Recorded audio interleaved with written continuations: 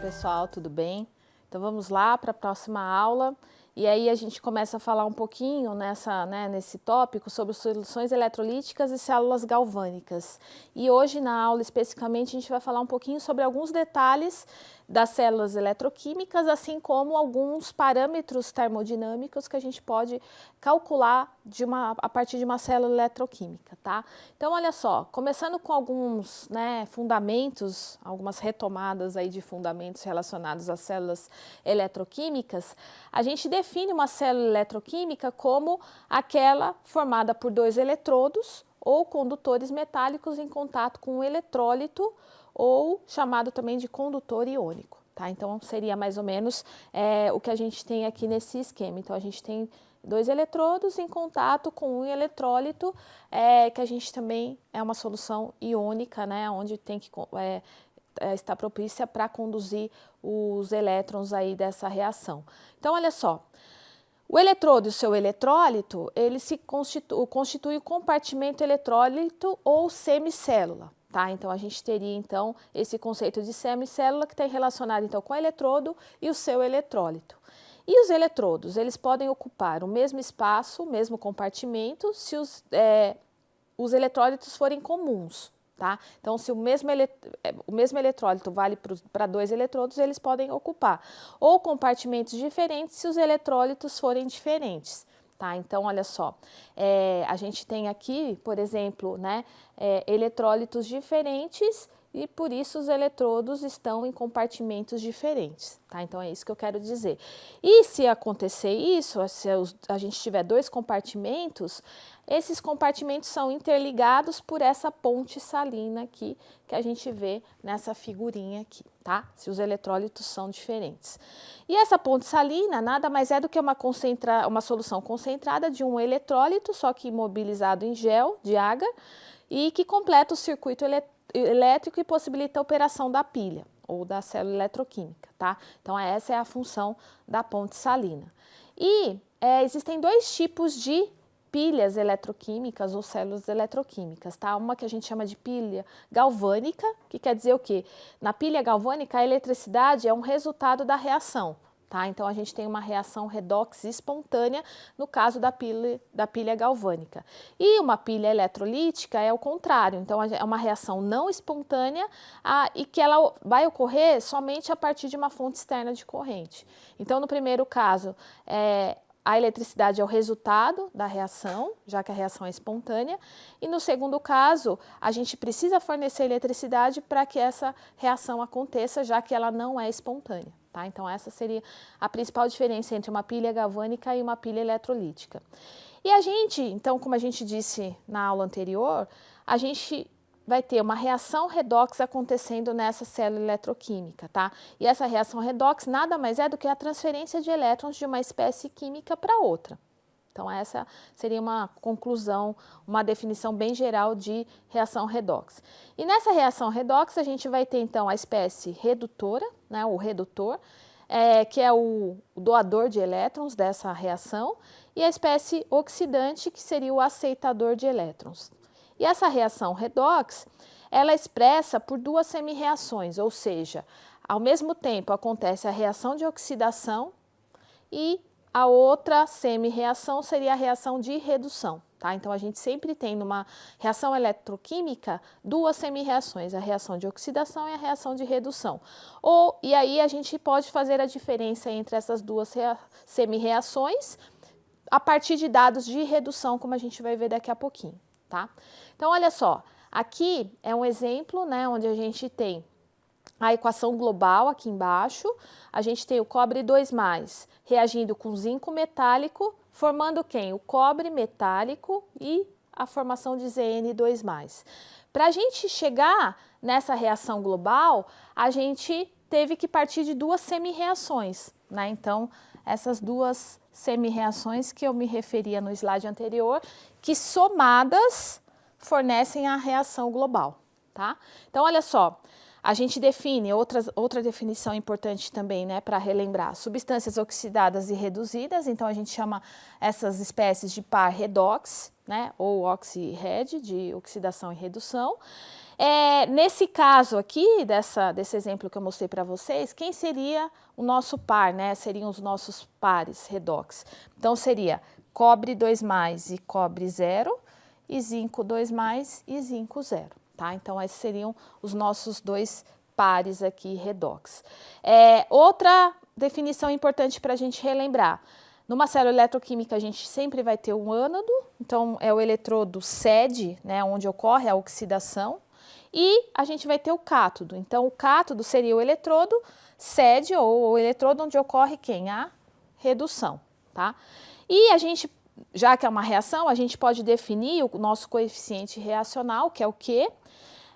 Da semi-reação correspondente. E aí, ignorando os elétrons nesse processo, que a gente, como vocês viram aqui, a gente acaba cancelando durante o processo, considerando que aqui, já que o zinco, ele está como produto na reação global, a gente teria que inverter, e aí a gente teria o cancelamento dos elétrons transferidos de uma espécie para outra.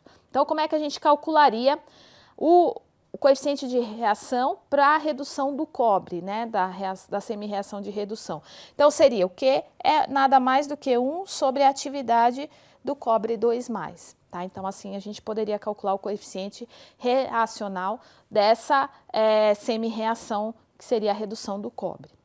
E aí, aqui a gente tem uma figura que resume tudo, né, as principais informações envolvidas numa reação eletroquímica, numa célula eletroquímica. Então, a gente tem aqui, desse lado, o eletrodo, né, que seria o nosso ânodo de zinco, o nosso eletrólito aqui, que é uma solução de sulfato de zinco. Do outro lado, a gente tem uma solução, o nosso eletrólito é uma solução de sulfato de cobre, e a gente tem o nosso eletrodo aqui, que é o nosso cátodo de cobre. Então, a gente vê o fluxo, né, de elétrons, então, saindo aqui do ânodo e chegando no cátodo. E aí, a gente tem a nossa ponte salina, já que os eletrólitos são diferentes, né, então, a gente tem essa ponte salina. E a gente poderia, né, visualizar molecularmente o que está acontecendo em cada eletrodo. Então, no ânodo de zinco aqui, onde está ocorrendo a oxidação, a gente então vê exatamente esse processo do Zn0 passando para Zn2+. Então, os elétrons, né, saindo aqui do ânodo, e aqui no eletrodo de cobre, que, né, seria o nosso cátodo, a gente teria exatamente isso, o cobre 2+ aqui da solução, recebendo, né, esses dois elétrons aqui que estão chegando no cátodo, ele vem e deposita aqui no nosso eletrodo, tá? Então, essa seria, em linhas gerais, o processo acontecendo numa célula eletroquímica, tá? Onde o eletrodo de zinco está oxidando, né? Então, seria essa semi-reação, zinco sólido passando a zinco 2+ e 2 elétrons. Aqui, no nosso outro eletrodo, qual seria a semi-reação? Seria cobre, né, da solução do eletrólito aqui, recebendo 2 elétrons, passando para cobre sólido, tá? E a nossa reação completa, global, que seria a soma das duas semi-reações, seria essa daqui, zinco sólido mais cobre 2+ aquoso, gerando Zn2+ aquoso mais cobre sólido, tá? Então, esse seria um resumo de todo o processo. O tipo mais comum de pilha é aquele onde um eletrólito é comum aos 2 eletrodos, tá? Então, para outros casos, os eletrodos devem estar mergulhados em eletrólitos diferentes, como é o caso da pilha de Daniell, tá? E o nosso par redox, né, seria, no nosso caso, cobre 2+ e cobre 0 em um dos eletrodos, e o outro par redox seria zinco 2+ e zinco 0 no outro eletrodo daquela reação que a gente viu anteriormente, tá? Existe uma fonte de diferença de potencial elétrico a mais, né, que a gente chama de potencial de junção líquida, que é o E e J na interface dos 2 eletrodos. Então, para isso, essa contribuição da junção ao potencial, ela pode ser reduzida pelo acoplamento das semi-reações por uma ponte salina. Então, daí vem a justificativa também da ponte salina para diminuir, né, esse efeito da junção líquida ali do potencial, já que a gente teria íons, né, diferentes nos eletrólitos ali dos dois compartimentos. Independente dos potenciais de junção líquida das duas extremidades da ponte salina, provoca o cancelamento de um pelo outro. Então, essa é a importância da presença da ponte salina para minimizar esse potencial aí na interface dos eletrodos. Algumas notações que vocês encontram, né, relacionadas às células eletroquímicas. Existem as barras verticais, que a gente denota, quer dizer, sempre quando elas aparecem que se trata de uma interface. Quando a gente tem esses 3 pontinhos, a gente quer indicar que é uma junção líquida, tá? Quando a gente tem 2 barras verticais, isso quer dizer que é a interface da qual foi eliminado o potencial de junção, né? Então, essa é o simbolismo para a gente indicar esse tipo de fenômeno. E aí, alguns padrões que a gente segue. Então, na reação da pilha, o eletrodo da direita, usando a notação de cima, né, vai ser o cátodo, que vai ser a reação de redução. E para a gente confirmar se o cátodo é realmente o eletrodo da direita, o que a gente faz? A gente verifica se a reação é espontânea no sentido que ela está escrita, né? E se for da esquerda para a direita. E sabendo que o eletrodo da direita é o cátodo, a gente escreve a sua semi-reação de redução e subtrai da reação de semi-reação da esquerda, que possivelmente é o ânodo. Se a gente sabe que é o cátodo, subtrai do outro, que teoricamente, então, consequentemente, é o ânodo, tá? Então, olha só a nossa representação daquela pilha que a gente viu anteriormente. Então, simplificando, o que a gente quer dizer é exatamente isso, ó, o zinco sólido num eletrólito de sulfato de zinco com, né, uma interface aqui com minimizando a junção, quer dizer, uma ponte salina, onde a gente tem o eletrólito, que é o sulfato de cobre, e o nosso eletrodo, que é o cobre zero, tá? Então, essa seria o simbolismo para indicar uma pilha e as padronizações do que está à direita e o que está à esquerda. Então, à direita, a gente tem quem? O cobre 2+, mais 2 elétrons, formando o cobre zero. À esquerda, a gente teria, então, o zinco, mais 2 elétrons, virando zinco 2+, e somando, então, já que a gente sabe que um está à direita, outro está à esquerda, e invertendo, a gente tem exatamente a equação global que descreve que o cobre 2+ passa a cobre zero e o zinco zero passa a zinco 2+. Tá? Então, essa seria a nossa tradução desse simbolismo para a pilha em si, para os processos, para semi-reações de oxidação e redução. E aí, a gente pode calcular de tudo isso o potencial de célula, né? Então, como é que a gente calcula? A pilha na qual a reação global ainda não tem atingido o equilíbrio, então, se a gente está pensando num sistema e que está em processo e ainda não atingiu o equilíbrio, o que a gente imagina? Que esse sistema efetua trabalho elétrico e impele elétrons através do circuito externo, como a gente viu naquela figura, elétrons saindo e chegando na outra extremidade, tá? Então, para esse sistema que ainda não atingiu o equilíbrio, a gente pode calcular o trabalho, que depende da diferença de potencial elétrico entre 2 eletrodos da pilha, né? Então, a gente vai fazer essa diferença de potencial entre os 2 eletrodos, e aí a gente chama isso de potencial da pilha, que é medido em volts, tá? Então, assim, do mesmo jeito que os elétrons são transferidos, o potencial da pilha indica a quantidade de trabalho elétrico produzida por aquela pilha ou necessária para que ela funcione, tá? Então, é essa a ideia do cálculo do potencial. E quanto maior o potencial da pilha, maior a quantidade de trabalho, tá? Então, se a gente conseguisse fazer essa analogia. E para a pilha agora, na qual a reação tem atingido o equilíbrio, né? Então, aqui era no sistema em andamento, que ainda não atingiu o equilíbrio. E quando atinge o equilíbrio, o que acontece? O potencial é nulo e ela não efetua o trabalho, porque o sistema já atingiu o equilíbrio, tá? Então, olha só. Agora, matematicamente, como é que a gente coloca isso no papel? Então, ó, o trabalho elétrico máximo realizado pela pilha, considerando temperatura e pressão constante, seria o quê? O trabalho máximo vai ser o menos a variação da energia livre de Gibbs, tá?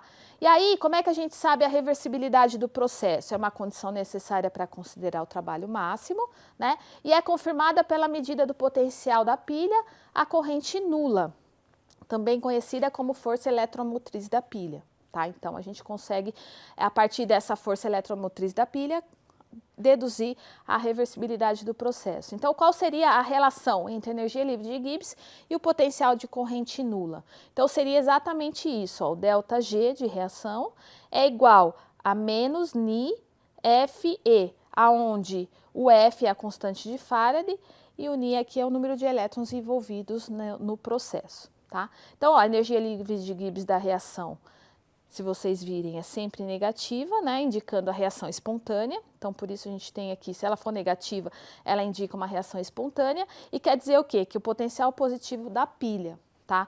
Quando a derivada da energia de Gibbs se aproxima de zero, ou seja, a reação da pilha se aproxima do equilíbrio, né? Então, essa é a condição, né? Quando a pilha se aproxima do equilíbrio, então a gente sabe que a derivada da energia de Gibbs se aproxima de zero. Então, a gente sabe que o potencial da pilha vai ser menor, tá? Nessa condição, se aproximando do equilíbrio. E aí, olha lá, para qualquer reação química, como é que a gente calcula essa energia livre de Gibbs, né? Então, a gente vai ter o quê? Que a energia livre de Gibbs de reação vai ser a energia livre de Gibbs de reação padrão, mais RT/ln de Q, onde o Q é o nosso coeficiente de reação, tá? Então, dividindo, agora fazendo alguns tratamentos matemáticos aqui, se a gente dividir tudo por menos Ni F, a gente vai ter exatamente o que a gente chama, né, define como E, que vai ser o menos ΔG0 de reação Ni F menos RT Ni F ln de Q. E aí, ó, se a gente sabe que o E0 é exatamente essa porção aqui, ó, da reação, né? Exatamente aqui. Então, como é que a gente define? Que vai ser esse E0, vai ser o potencial padrão da pilha, tá? E aí, se a gente substitui isso aqui, a gente vai ter exatamente a equação de Nash, que vai ser igual a E, é igual ao potencial padrão da pilha, menos RT, Ni F ln de Q, tá? Então, a equação de Nash é bastante utilizada, por quê? Porque ela nos dá a relação do potencial da pilha, né? Com quem?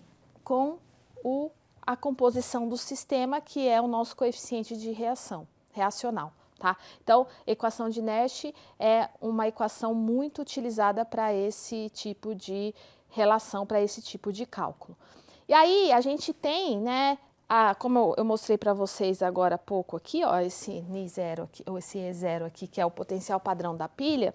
Então, a gente tem os potenciais padrão de redução a 25 graus tabelados, então tudo isso é conhecido, é tabelado, e aí a gente consegue, a partir desses valores, né, de semi-reações, a gente consegue calcular o potencial da pilha de outros, né, considerando as duas semi-reações, os dois processos acontecendo nessa célula eletroquímica, tá? Então, aqui eu coloquei um exemplo para a gente aplicar, que pergunta exatamente o seguinte: preveja se a seguinte reação ocorreria espontaneamente conforme está escrita, a 298 Kelvin. Então, seria o quê? Cádmio sólido reagindo com ferro 2+, formando cádmio 2+, mais ferro sólido, tá? E ele deu que a concentração de cádmio 2+ é 0,15 molar e de ferro 2+, 0,68 molar. Então, a primeira etapa para resolver esse exercício é o quê? Escrever as semi-reações. Então, a gente tem que no ânodo, a gente vai ter o cobre sólido passando a ser... cádmio sólido passando a cádmio 2+, mais 2 elétrons, e no cátodo, a gente tem exatamente o ferro 2+, mais 2 elétrons, passando para ferro 0. Então, escrevemos as duas semi-reações? Sim. Conhecendo aqueles dados tabelados que eu mostrei anteriormente, a gente pode calcular o potencial padrão de célula, que vai ser exatamente o potencial do cátodo menos o potencial do ânodo. E se a gente olhar lá na tabela, a gente tem os valores tabelados tanto para o cátodo, para a reação que está ocorrendo no cátodo, quanto para a reação que está ocorrendo no ânodo, levando em consideração que aqueles dados são para reações de redução. Se a gente tem a oxidação acontecendo, aquele valor, então, muda o sinal. tá? Então, se a gente for lá na tabela e olhar o E0 para essas duas reações e substituindo aqui, a gente acha o E0 para essa reação que vai dar menos 0,044 volts, tá? E aí, a gente substitui na equação de Nernst, então o E0 a gente sabe, então a gente substitui aqui, substitui os valores que foram dados, né, na outra parte da equação. Então, a gente sabe a concentração dos íons. Fazendo essa conta, a gente chega no valor de menos 0,025 volts. Então, o potencial dessa reação, dessa pilha, é exatamente menos 0,025 volts, tá? E aí, o que a gente deduz desse valor, né? O que a gente interpreta a partir desse valor? Que como ele é negativo, a reação não é espontânea do modo como ela está, tá? Então, a reação da célula deveria ser, então, o inverso. Então, ela deveria ser ferro sólido reagindo com cádmio 2+, para passar a ferro 2+, e cádmio sólido. Tá? Então, esse é mais ou menos o raciocínio que a gente usa para esse tipo de cálculo envolvendo a equação de Nernst. Uma pergunta interessante também para se fazer para esse processo. Que razão de cádmio 2+, para ferro 2+, a reação anterior se torna espontânea como ela estava escrita? Então, se você quer que aquela reação ocorra naquele sentido, do jeito que ela está escrita, qual seria a proporção dos íons que eu deveria ter para aquela reação ser espontânea? Então, o que a gente faz? Primeiro, a gente teria que igualar o E a zero, né? Que seria a situação de equilíbrio. Então, olha só, a gente usando a equação de Nernst de novo, a gente igualaria o E a zero, dizendo, né? É como se a gente estivesse querendo dizer, é zero, então está no equilíbrio. A gente calculou o E0, né? A gente calculou lá a partir dos valores tabelados. E aí a gente quer saber exatamente essa relação aqui, ó. Então, fazendo esse cálculo, a gente chega nesse valor, que é 0,033, que nada mais é do que a nossa constante de equilíbrio, né? Então, o que quer dizer isso? Ó, que a reação vai ser espontânea quando? Quando a razão cádmio 2+, ferro 2+, for menor que 0,033. Ou seja, aí o E vai ser positivo, por isso a reação vai ser espontânea. Tá? Então, é uma outra forma da gente analisar esse sistema. A gente sabe que se a reação eletroquímica está em equilíbrio, então a gente pode substituir o Q, o coeficiente reacional, pelo K, que é a nossa constante de equilíbrio, né, da força. E se está no equilíbrio, o E igual a zero, como a gente acabou de falar. Então, o que a gente pode fazer? A gente pode relacionar constante de equilíbrio com os dados eletroquímicos. Então, a gente tem essa relação de ln de K é igual a Ni F E0 sobre RT. Então, essa é a equação que a gente pode utilizar se você quer descobrir a constante a partir do potencial padrão, ou se você tem a constante e quer saber o potencial padrão daquela reação, tá? Então, essa é uma outra equação bastante utilizada que relaciona a constante de equilíbrio com potencial padrão. E aí a gente precisa também, né, sempre lembrar que o eletrodo tomado como referência para medidas de potenciais padrão é o que a gente chama de eletrodo padrão de hidrogênio, tá? Ou EPH, que é bastante conhecido na literatura. Então, ele é exemplificado dessa forma aqui, que ele tem uma interface de platina, então PtH2 gasoso e H+ aquoso, tá? Então, esse é o eletrodo padrão de referência, tá? É o nosso padrão de referência, que é o eletrodo padrão de hidrogênio. Então, esse seria o sistema onde a gente tem o eletrodo de platina, que é a interface, o hidrogênio entrando e aí gerando o H+ aqui na solução, tá? Em todas as temperaturas, a gente define que para o eletrodo padrão de hidrogênio, o E é igual a zero, né? O E padrão é igual a zero. E aí, esse padrão, E padrão, para outro par redox, a gente utiliza, então, o hidrogênio como referência, já que para ele é igual a zero. Então, a gente consegue calcular o potencial padrão E0 para outros eletrodos, para outros sistemas, tá? Então, utilizando o hidrogênio como referência. Um outro exemplo aqui para mostrar para vocês, olha só. Preveja se a seguinte reação ocorreria espontaneamente sobre condições de estado padrão e calcule a constante de equilíbrio. Então, seria SN sólido mais 2Ag+, formando SN2+, mais 2Ag sólido, tá? Então, de novo, primeira etapa, escrever as semi-reações. Então, a gente tem a reação de oxidação, a reação de redução, somando as duas, né? Como a gente tem lembrando, né? Como a gente tem 2 elétrons envolvidos, então essa de redução a gente tem que multiplicar todo mundo por 2 e automaticamente o potencial padrão também. E aí a gente teria então a reação global aqui acontecendo da forma como foi dada, tá? E aí como é que a gente faz? Mesma coisa, a gente utilizando, né, o cálculo do potencial padrão e dos dados tabelados, então a gente substitui aqui na equação e chega no valor de 0,938 volts. Então, o E0, o que quer dizer aqui? Já que é uma quantidade positiva, então ele indiretamente nos diz o seguinte, que é uma reação espontânea sobre as condições de estado padrão que a gente calculou, tá? Já que o E é positivo. E aí, como no processo a gente tem 2 elétrons envolvidos, então o que a gente agora tem que calcular o K, que foi isso que ele pediu. Então, ó, substituindo naquela equação anterior e levando em consideração que o Ni é igual a 2, já que são 2 elétrons envolvidos no sistema, a gente chega no valor de 5,4 vezes 10 a 31, o valor dessa constante de equilíbrio, um valor de constante bastante elevado, né?